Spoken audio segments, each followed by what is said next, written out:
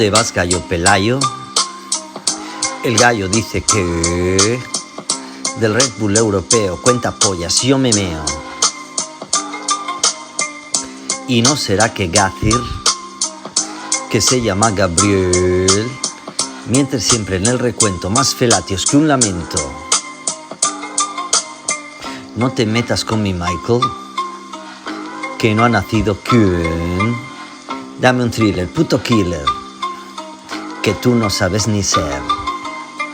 A la altura del betún se quedó el acusador, que de abusos deshonestos lo dejó en el asador.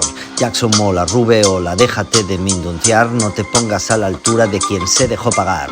Por un saco de dinero aniquiló en el mundo entero la fama de un marinero, rey del pop universal. No reduzcas a cenizas su mensaje general, convirtiendo su moviola en un cuchicheo de Lola. A ver si tú con tus rapeos llegas a dilucidar las palabras bien cantadas de un artista universal, que de lo blanco y lo negro nos llegó a fantasear con un mundo más certero de si importa el black or white. Y ahora, Gazir, my love, hear this, for you and me. It's Jackson's words.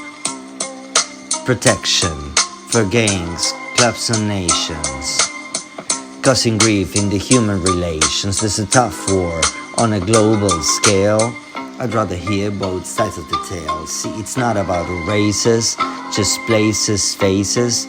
Where your butt comes from is where the space is. I see the bright good dollar. You're not gonna spend my life being a color. Yeah. There you got it. Gazir. First round. Jesus versus Gazir. Ahí tienes la batalla de gallos.